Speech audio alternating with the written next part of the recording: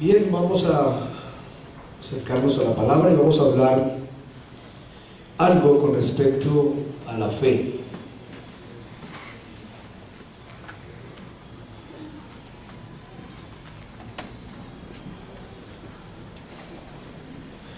¿Cómo crece la fe? ¿O cómo se da cuenta que su fe está creciendo? ¿Cómo percibimos que la fe de una persona está creciendo?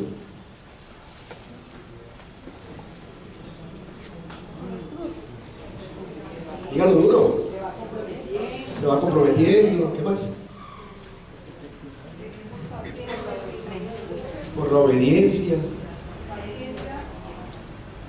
Parte de la obediencia. Sí, el compromiso. ¿Qué más? Al compartir el Evangelio. Cambio de vida. Testimonio. Muy bien, hay un capítulo clásico de la fe.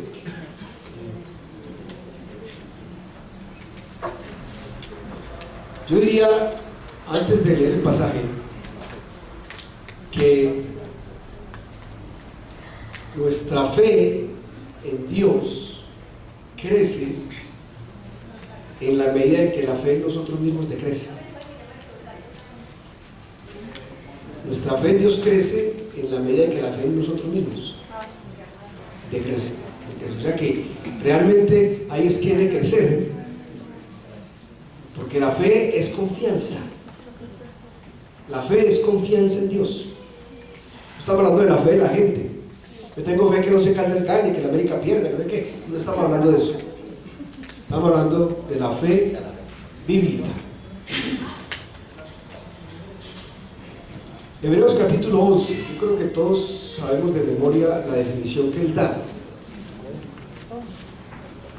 Hebreos capítulo 11, vamos a leer algunos versículos del capítulo.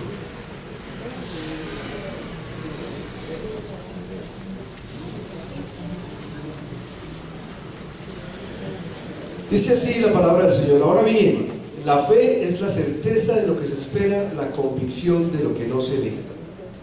Porque por ella recibieron aprobación los antiguos. Por la fe entendemos que el universo fue preparado por la palabra de Dios, de modo que lo que se ve no fue hecho de cosas visibles. Por la fe Abel ofreció a Dios un mejor sacrificio que Caín, por lo cual alcanzó el testimonio de que era justo, dando Dios testimonio de sus ofrendas. Y por la fe, estando muerto, todavía habla. Por la fe Enoc fue traspuesto al cielo para que no viera muerte, y no fue hallado porque Dios lo trasladó. Porque antes de ser trasladado recibió testimonio de haber agradado a Dios. Y sin fe es imposible agradar a Dios, porque es necesario que el que se acerca a Dios crea que Él existe y que es remunerador de los que le buscan. Por la fe Noé, siendo advertido por Dios acerca de cosas que aún no se veían, con temor preparó un arca para la salvación de su casa, por la cual condenó al mundo y llegó a ser heredero de la justicia, que es según la fe. Por la fe Abraham, al ser llamado, obedeció saliendo para un lugar que había de recibir como herencia, y salió sin saber a dónde iba. Por la fe habitó como extranjero en la tierra de la promesa, como en tierra extraña, viviendo en tiendas como Isaac y Jacob, coherederos de la misma promesa. Porque esperaba la ciudad que tiene cimientos, cuyo arquitecto y constructor es Dios. También por la fe Sara misma recibió fuerza para concebir, aún pasada ya la edad propicia, pues consideró fiel al que lo había prometido. Por lo cual también nació de uno, y este casi muerto con respecto a esto, una descendencia como las estrellas del cielo en número, e innumerable como la arena que está a la orilla del mar. 24. Por la fe Moisés, cuando era ya grande, rehusó ser llamado hijo de la hija de Faraón, escogiendo antes ser maltratado con el pueblo de Dios que gozar de los placeres temporales del pecado, considerando como mayores riquezas el oprobio de Cristo que los tesoros de Egipto, porque tenía la mirada puesta en la recompensa. Por la fe salió de Egipto sin temer la ira del rey, porque se mantuvo firme, como viendo al invisible. Dios bendiga su palabra. La fe tiene la faceta, una faceta inicial que no es de la que vamos a hablar, o sea, la fe que conduce a la salvación, la fe para creer que con el sacrificio de Cristo, depositando nuestra fe en Él, tenemos vida eterna. Esa es el comienzo, es el punto de partida. Pero vamos a hablar más de la fe para nosotros, los que ya hemos creído, los que tenemos que ir avanzando en la vida cristiana, los que tenemos que ir caminando y creciendo en esa fe. Y a través de estas ilustraciones, de estos personajes que hemos leído, cada uno de ellos nos muestra que la fe, o sea, cuando yo tomo la definición del versículo 1, queda un poquito etéreo, ¿cierto? Después la fe, la certeza de lo que se espera, la convicción de lo que no se ve, ¿sí? Recuerden que hemos hablado de la certeza y que la idea que está dando el pasaje es lo que llamamos certeza de evidencia. O sea, certeza de evidencia es, en filosofía, algo que no da lugar a ninguna duda, ¿sí? Que no deja ninguna duda. Quizás usted recuerda cómo lo ilustramos, ¿cierto? ¿O no?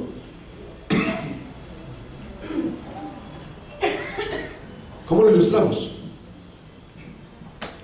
Sencillo, recuerden, o sea, ¿cuántos de ustedes están seguros que en el Parque Bolívar hay una estatua en honor al héroe montado en un caballo desnudo? ¿Cuántos tienen la certeza?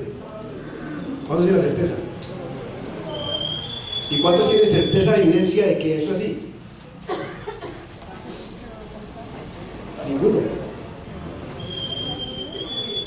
De evidencia. Tendría que volver allá y estar seguro que todavía está ahí. Sí. ¿Me entienden? Hasta anoche estaba ahí. O usted pasó ahora en el carro y lo vio. Pero esa era la certeza. Ese es un alto grado de certeza. Pero certeza de evidencia es que ya no hay lugar a dudas. Que de pronto se lo ha llevado de ahí, de pronto salió ese caballo corriendo.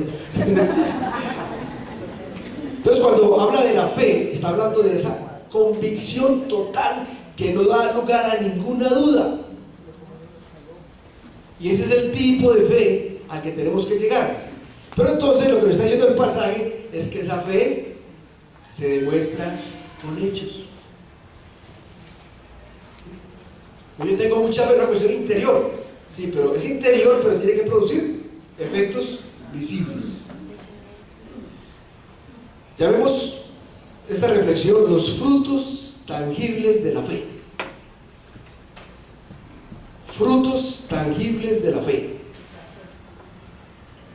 Número 1. La fe determina la medida de mi entrega. Alguien decía, la fe es compromiso.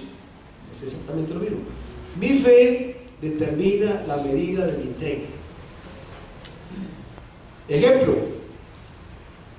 verso 4. Por la fe, Abel ofreció a Dios, ¿qué? Mejor sacrificio que su hermano. Es decir, determina la medida de mi entrega o de mi capacidad de entrega y entregar. De pronto usted dice, Señor, aquí estoy yo, cuida de lo mío. Bueno, Señor, aquí estoy yo y lo mío. Que a veces la primera expresión es un poquito utilitarista, ¿cierto? O sea, todo, aquí estoy con todo. Como lo pide el Señor en el Antiguo Testamento y en todo tiempo, con alma, vida y sombrero. Me lleva a ofrecer mejores sacrificios. Uno escucha por ahí la discusión, bueno, es que realmente Dios aceptó el sacrificio de Abel porque era ovejas y el otro era fruto de la tierra. No había todavía ninguna ley que dijera que eran ovejas los sacrificios, no había nada de eso. ¿Sí? Por revelación, al autor de Hebreos, Dios le da la claridad y él no la comparte. Es que ofreció más excelente sacrificio de fe, de confianza, y como Dios sí sabe, ese es el problema, que Él sí sabe la calidad del sacrificio que estamos ofreciendo, entonces Él aceptó el de Abel. Y hermanos, esa es la fe. Es una perspectiva totalmente opuesta de la fe, porque la fe está relacionada con ¿qué? En el imaginario nuestro, con obtener. Con obtener. Y Abel nos da el ejemplo de la fe que ofrece, no de la fe que obtiene. La fe que ofrece también termina obteniendo. Por eso Dios sabe. Seguramente Caín quería obtener también algo. Lo quería ofrecer para obtener.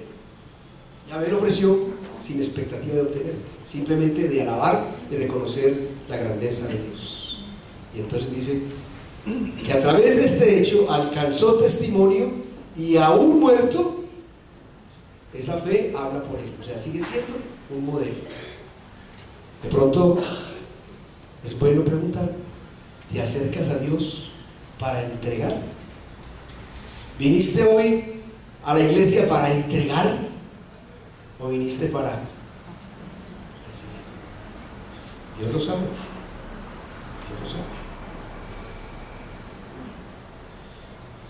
En Abel tenemos el modelo de una fe que entrega, y el fruto es que determina la medida de mi entrega.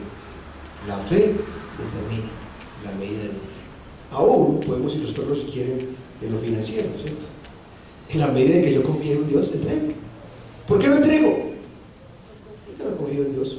Sencillo, no le busque otra explicación.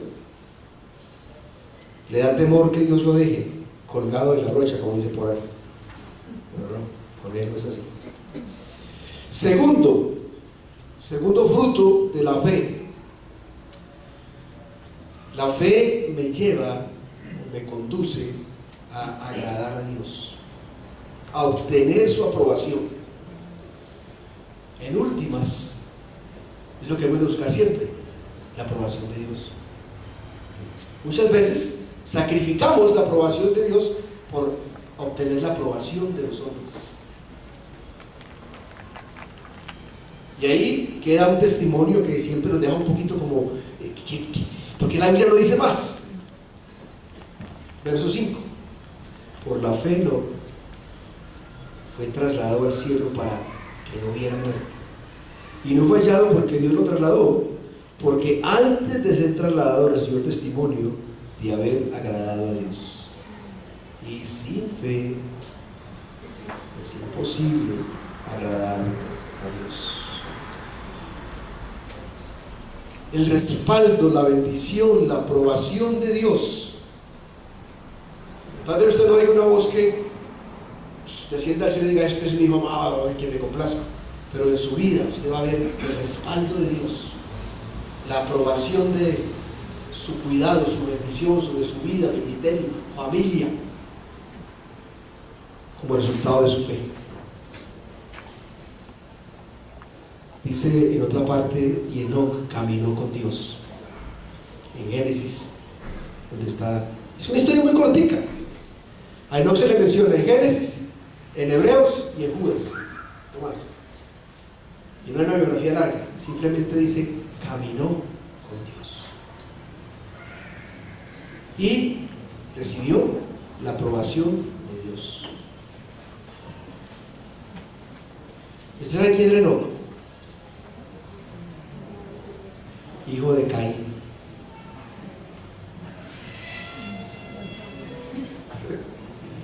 Hijo de Caín.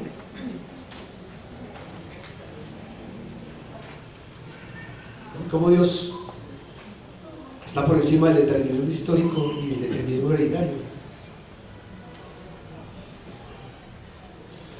Y padre de otro famoso, de Matusalén, el que vivió 969 años.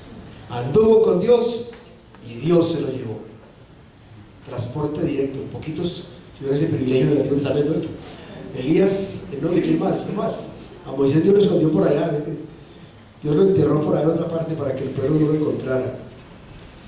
Me permite, o me lleva, o me conduce a agradar a Dios. Número 2. Número 3.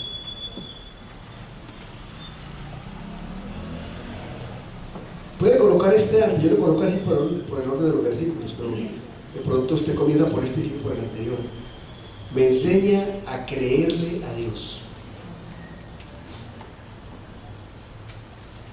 Ustedes ya lo han oído, como una frase de cajón, que una cosa es creer en Dios y otra, creerle a Dios. La pregunta no es ¿crees en Dios?, sino ¿le crees a Dios? No siempre es sencillo. Ahí está Noé. Noé está por ahí en un territorio lejos del mar. Dios le dice: construye una arca porque va a inundar todo esto. Y anuncie. Dice, verso 7: siendo Noé advertido por Dios acerca de cosas que aún no se veían, pero locuras realmente. Para el momento y para cualquier tiempo son locuras. Y hermanos, la fe nos enseña a creer en las locuras de Dios. No estoy diciendo nada irreverente, estoy tratando de dar a entender, porque Dios muchas veces pide de nosotros cosas que son locas para el mundo, aún para ti mismo. La fe me enseña a creerle a Dios. Noé, para uno hacer eso, hermanos, tiene que conocer muy bien a Dios. Noé lo conocía y dijo: listo, voy a hacerlo. Dios lo dice, hay que hacerlo. Y arrancó. Sí. Y entonces a lo último, los que se burlaron de su locura terminaron pereciendo. Dice: tenía temor y seguía instrucciones. La fe me enseña a creerle a Dios. Y a Noé lo hizo heredero de justicia. Número 4. La fe se traduce en obediencia. Alguien también por ahí lo dijo. Tal vez 3 cosas de esta la dieron ahí cuando hice la pregunta. Ahí está el amigo Abraham.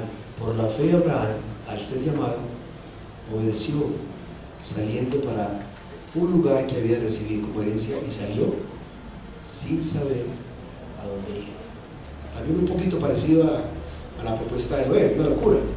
Váyase, deje los suyos, arranque. Por eso la fe se hace visible en acciones, o digamos en decisiones radicales y en obediencia a ellas.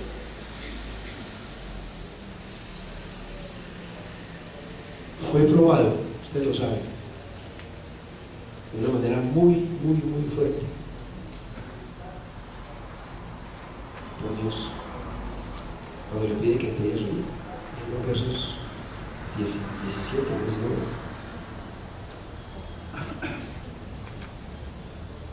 La fe se traduce en obediencia, y en Abraham hay un modelo tremendo de obediencia. Número 5. La fe nos ministra en situaciones límites, o digamos nos acompaña y fortalece en situaciones límite. ¿Qué quiero decir? Esas situaciones cuando usted dice: ya no se puede, no hay nada que hacer. Y el modelo ahí, y cabe notar que algunos de estos, y muchos que mencioné en el capítulo, ahora 8 días hablamos aquí, el pastor Rodrigo nos compartía de Gedeón, ¿cierto? Una fe toda rara, demuéstrenme, hasta que por allá al fin, después de muchos intentos, comenzó a creerle a Dios. No todos creen así de primera, ¿cierto?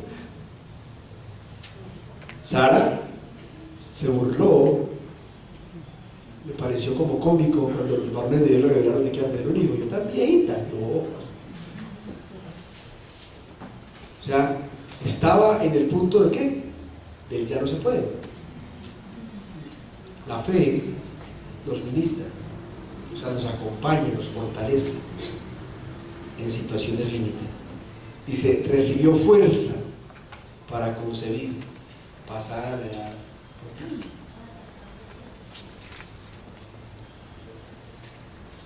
¿Qué situaciones límite podemos estar viviendo en las cuales necesitamos esa fe? En creer que Dios todavía es poderoso para respondernos. Y en sexto lugar, la fe fortalece nuestra esperanza. Determina la medida de mi entrega, me permite o me lleva o me conduce a agradar a Dios, me enseña a creerle a Dios, se traduce en obediencia, me ministra o nos ministra en situaciones límite y también fortalece nuestra esperanza. Una vez escribía sobre esto, decía: la fe renueva nuestra manera de ver, porque hermanos, la esperanza es otra manera de ver. Ahí cuando habla de Moisés, usa una palabra que me fascina, dice: se estuvo firme como viendo al invisible. La fe fortalece la esperanza, nos mantiene firmes como viendo al invisible. En un mundo cautivado por las imágenes, la fe nos desafía a creer en el invisible. Fortalece nuestra esperanza.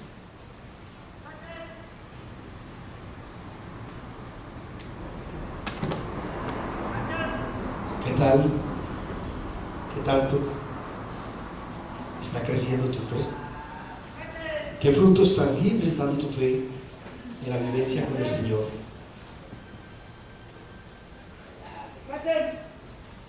Escuchen esto: todos estos murieron en fe sin haber recibido las promesas, pero habiéndolas visto y aceptado con gusto desde lejos, confesando que eran extranjeros y peregrinos sobre la tierra. Porque la expectativa era allá. Dios nos quiere bendecir acá, Dios quiere caminar con nosotros acá, pero la expectativa de Dios, hermanos, es eterna. La expectativa de Dios no es la iglesita, no es la parejita. La expectativa de Dios es la eternidad, y eso es grande. Y muchas veces las expectativas terrenales nos opacan sobre la expectativa del Señor. Si leemos 33 al 40, no lo vamos a hacer, hay una lista de un poco de personajes y de todo lo que les pasó, y al final dice lo mismo.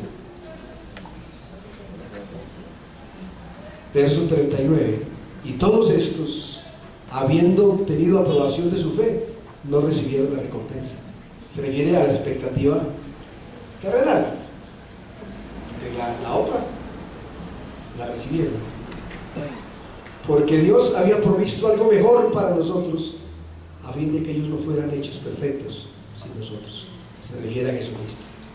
Esa es la provisión de Dios para hacernos perfectos a todos junto con ellos. La fe, hermanos, es más que un sentimiento, es más que un impulso, es algo muy profundo que se traduce en hechos. Por eso la mejor conclusión del capítulo 11 son los versículos primeros del capítulo que sigue, del 12. Por tanto, en base a lo anterior, a lo que hemos escuchado, a todas esas historias, puesto que tenemos en derredor nuestro una tan grande nube de testigos, se refiere a todos los que menciona el capítulo ahí, fueron testigos.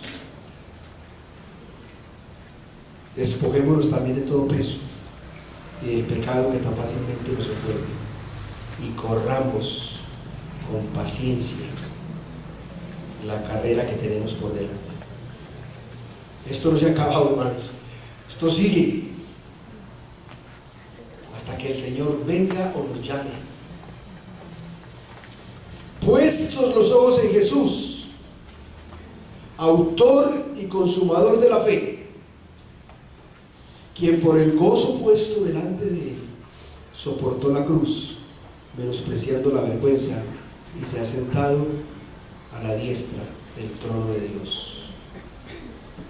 Considerad pues aquel que soportó tal hostilidad de los pecadores contra sí mismo, para que no os canséis ni os desaniméis en vuestro corazón.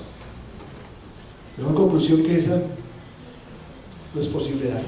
Dios les bendiga, hermanos. Amén.